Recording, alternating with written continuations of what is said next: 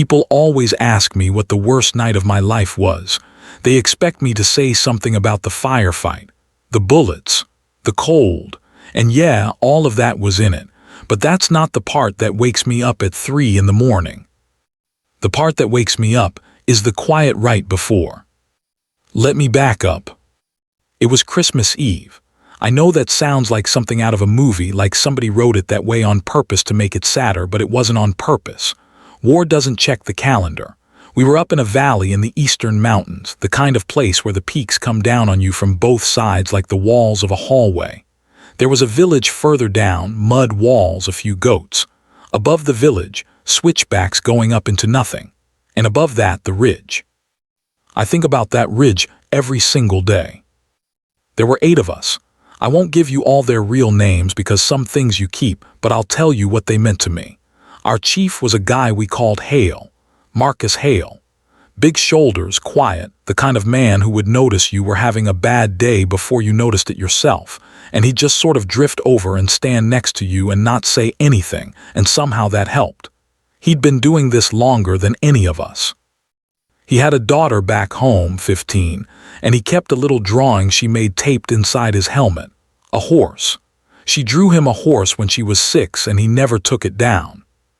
Then there was Tully, loudmouth, best shot in the platoon, and he'd never let you forget it. He had this laugh that you could hear over a helicopter, I swear to God, this big stupid honking laugh, and he used it constantly, mostly to break the tension when the rest of us were too tight to breathe. Eli Vance was our comms guy. Skinny kid from somewhere in the middle of the country where there's more corn than people. He prayed. Quietly, not preachy about it, just a few words to himself before we moved. I used to think it was a little funny. I don't anymore. Doc was our corpsman, last name Ramirez. He had hands like a surgeon and a mouth like a sailor, and I trusted him with my life more than once, and he never let me down. There was Coombs, the new guy, 22, on his first deployment. So green he still ironed his shirts when nobody was looking. There was a guy we called Bama because that's where he was from and we weren't creative. And there was Pratt, who almost never talked, who'd been a high school teacher before this, of all things taught geometry, and who could do math in his head faster than any of us could pull a calculator. And there was me. I was the youngest besides Coombs, 23. And the reason that night sits the way it does in me is that I had a brand new baby girl back home I had never met. She'd been born 11 days before. My wife sent a photo over the system and I had it printed at the little shop on base before we pushed out, this grainy thing, a red squished little face, and I had folded it into my chest pocket against my heart like an idiot. Like that would do anything. Like paper stops a bullet. Her name was Nora. I'm telling you all of this because I need you to understand we weren't action figures. We were guys.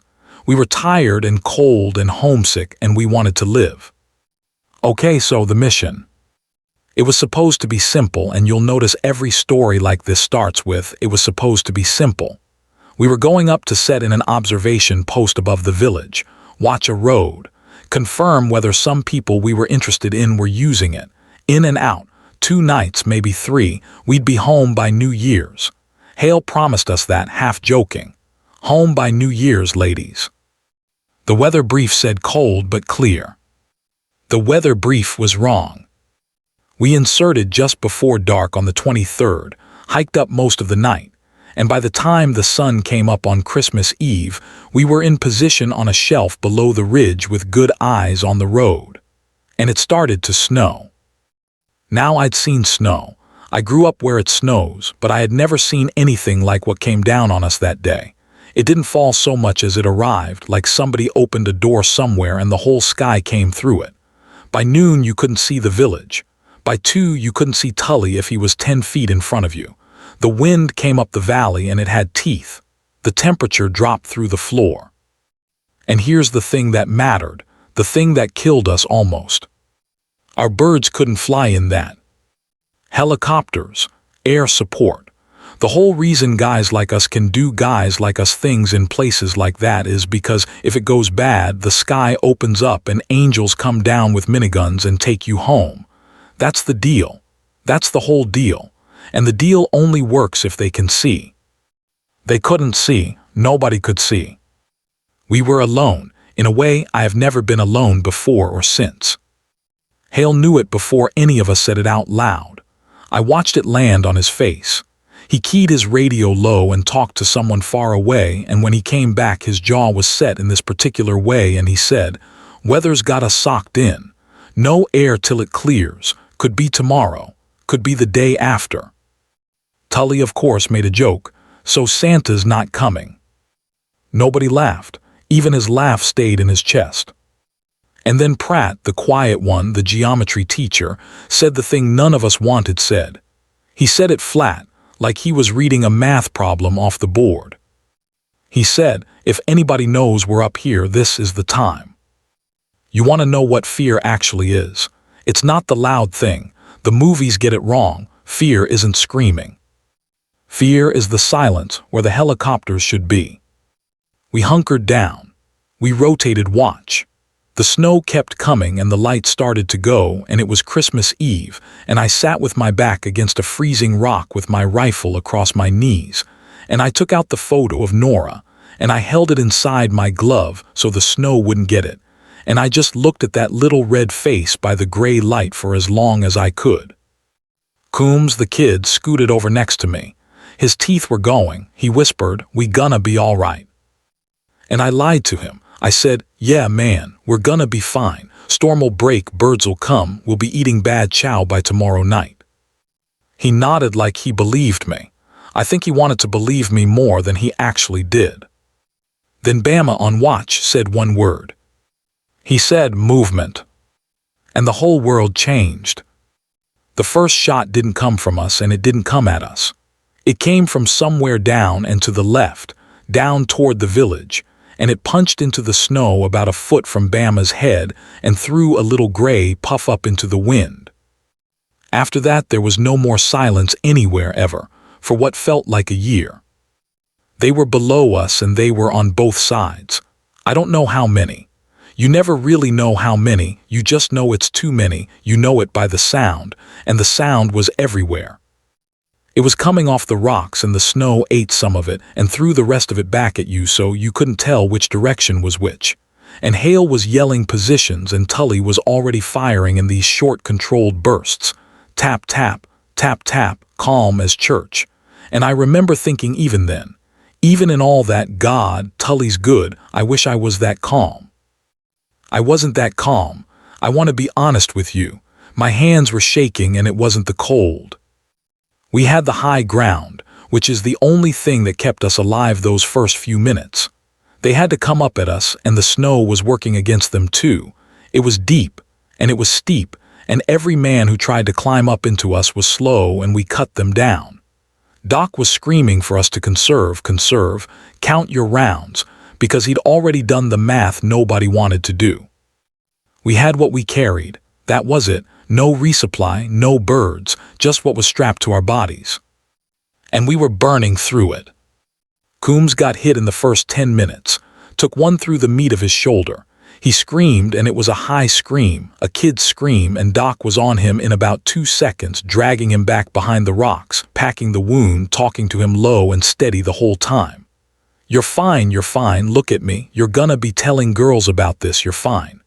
Coombs was crying. I don't blame him. I was about ready to cry myself. Then they got Bama, and Bama did not get up. I'm not going to describe it. He was my friend, and I'm not going to describe it for entertainment. I'll just tell you that 1 second there were 8 of us, and then there were 7, and then a piece of the world was missing that never came back, and we kept fighting because there was nothing else to do, but something in all of us went cold in a place that the snow couldn't reach. Hale's voice never changed. That's the thing about a good leader. The whole thing is falling apart and his voice is exactly the same as it was when he was telling us we'd be home by New Year's. Tighten it up, watch your left. Eli, where's my radio? Eli was hunched over the radio with his hand cupped around his ear, screaming into it, and what he was screaming was, "We are troops in contact, we are danger close, we need air. We need anything." And then he listened, and his face did a thing I'll never forget, and he looked up at Hale and he just shook his head. "No air the storm." Hale nodded once, like he'd already known, like he'd known since 2 o'clock. And here is the part I have trouble with even now, all these years later, the part where I have to tell you what it felt like to understand that you are going to die, because I understood it then. We all did, I think, around the same minute, this knowledge that came up through the floor of you. We were low on ammo. We were down 2 men. There was no help coming. The snow was getting worse, not better. They had us surrounded, and they had time and they had numbers, and all they had to do was keep coming and wait us out. I thought about Nora. That's the truth. In the middle of all that noise, the one clear thing in my head was that little red squished face, and the thought that hit me, the thought that almost broke me right there behind that rock was, she will never know me. She'll grow up and she won't even remember not having me because I was never there to be remembered. I'll be a flag folded into a triangle. I'll be a name she practices saying. I almost stopped. I want to be honest. There was a second, maybe 2, where my body just wanted to stop, to sit down in the snow and let it be over. And then Hale's hand was on my shoulder. He didn't say anything brave. He didn't give a speech. He just looked at me and he said, "Hey, reload, we're not done." Reload, we're not done. I reloaded. Tully was the one who noticed it first. We'd been in it for maybe 40 minutes by then, which is an eternity, an absolute geological age when people are trying to kill you, and the firing had settled into this awful rhythm, them probing, us answering, the snow swallowing everything. And in the middle of it, Tully, who was watching the left flank, suddenly went quiet in a different way. He said, hey, did you see that?" I said, "See what?" Down below us on the left, one of the men climbing up at us just dropped, just folded up and went down into the snow.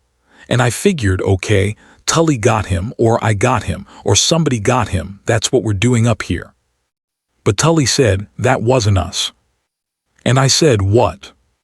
And he said, "That came from up, that came from behind them, that came from the ridge." The ridge was above everybody. Above us, above them, the very top of the valley wall, all rock and snow and wind. There was nothing up there. There was supposed to be nothing up there. Then it happened again. Another one of them climbing just stopped existing as a threat, dropped into the white. And this time I was looking the right way and I saw it. I saw the way he went down, and you learn to read that. You learn what a man looks like when he's been hit clean by something with a lot of velocity from a long way off. And that man had been hit from above and behind. And then a third. And a fourth. Slow, spaced out, not panicked, not spraying. 1, breathe. 2, breathe. 3. Each one a man who'd been about to kill one of us, gone in a snowstorm so thick we couldn't see 10 feet from a position so high and so far that none of us could even find the muzzle flash. Eli whispered, "What is that? What is happening?" Nobody had an answer. The men below us felt it before we even understood it. You could see them start to come apart. Soldiers, fighters, whatever you want to call them, they're human too, and they had been winning, they had us. And now their guys were dying from behind them, from up the mountain, from a direction with nothing in it, in a whiteout where shooting like that should have been flat out impossible. And one by one they started looking over their shoulders, up at the ridge, at the nothing. Tully said real quiet, almost to himself, "It's the ghost." I said, "The what?" You have to understand, every unit that goes through those mountains carries stories. Most of them are nonsense, campfire stuff. You hear them on your first deployment and you roll your eyes, and then somewhere around your third you stop rolling your eyes, not because you believe them exactly, but because the mountains are big and old and full of things you can't explain, and you stop being so sure about what's nonsense and what isn't. And one of the stories, the one everybody in that part of the country knew, was about a sniper. Years back before my time, there'd been a man, American, a long rifle man, one of the truly great ones, the kind they only make a few of. And the story went that his element got hit, way up north, worse than we were getting hit. That they got cut off in bad weather just like ours, that the whole team was lost, killed, and his body was never recovered, never found, just gone. They listed him one way on the paper, but everybody who'd ever worked those valleys had heard the rumor that wouldn't die, that he wasn't dead at all, that he'd never come down off the mountain, that he was still up there, somewhere in the high rock, living rough, and that every so often, when an American element was in real trouble, when it was the worst it could possibly be and there was no one and nothing else, a rifle would speak from somewhere high up and impossible, and men would die, and our guys would walk out, and afterward no one could ever find a single trace of who fired. They called him a lot of things. The one that stuck was just the ghost. I'd heard it a dozen times. I'd never believed a word of it. Why would I? I believed it that night. Because the rifle on the ridge kept speaking. Calm, patient. One breathe, two breathe. And every single shot found a man, and the men below us broke completely, and they stopped climbing up at us, and they started going down, away, running, leaving their dead in the snow. And the ones who ran weren't fast enough either, because the rifle followed them, and I have never in my life seen anything like that shooting, not before, not since, not in any competition, not anywhere. Through that snow, at that range, in that wind, it should not have been possible. I am telling you it was not possible, and I watched it with my own eyes. And then, just like that, it was over. The firing stopped. Theirs, ours, his. The whole valley just went silent again, that same silence from before, except this time it wasn't the silence of waiting to die. It was the silence after. I was still breathing, I checked. Hale was breathing. Tully. Doc had Coombs stable, awake, gray but alive. Eli, Pratt, all of us except Bama, all of us were breathing. We should have all been dead. By every rule I know, we should all have been dead in that snow on Christmas Eve, and our families should have gotten the worst phone call of their lives. And we weren't. Hale was the first one to move. He got up slow, scanning, rifle still ready, because he was Hale and the war wasn't over just because the shooting stopped. And he looked up, the way we were all looking up at the top of the ridge at the place where the impossible shooting had come from. And for 1 second, one single second, the wind opened a gap in the snow. You know how a blizzard does that sometimes. It's solid white, and then for just a heartbeat the wind tears a hole in it and you can see, and then it closes again. The wind tore a hole in it right then, right at the top of the ridge, and in that hole against the gray I saw a figure.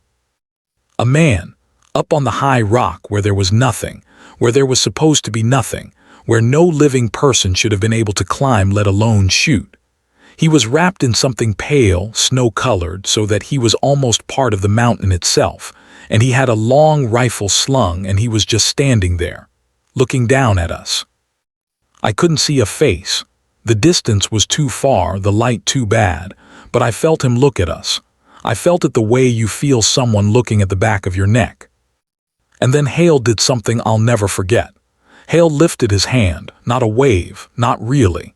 He just raised his hand, palm out, the way you do when there's nothing to say and you say it anyway. A thank you, a goodbye, and I see you. And the figure on the ridge raised his hand back. Just once, slow. And then the wind closed the hole, and the snow came back across the top of the ridge like a curtain, and when it tore open again a few seconds later, there was nobody there. Nobody. The storm broke the next morning, Christmas morning. The sky cleared like it had never had a single cloud in it, blue and hard and bright, and the birds came roaring up the valley, and the angels came down with the miniguns just like the deal said they would, only a day too late to matter. The medevac took Coombs, and it took Bama home. When the QRF, the Quick Reaction Force, came up to get us, they swept the whole area. They counted the enemy dead below us, the ones who'd been climbing at us. And then somebody, I think it was their team leader, came over to Hale with a strange look on his face, and he said there were a lot more dead than our positions and our ammo count could account for. A lot more. Scattered down the slope and up toward the ridge.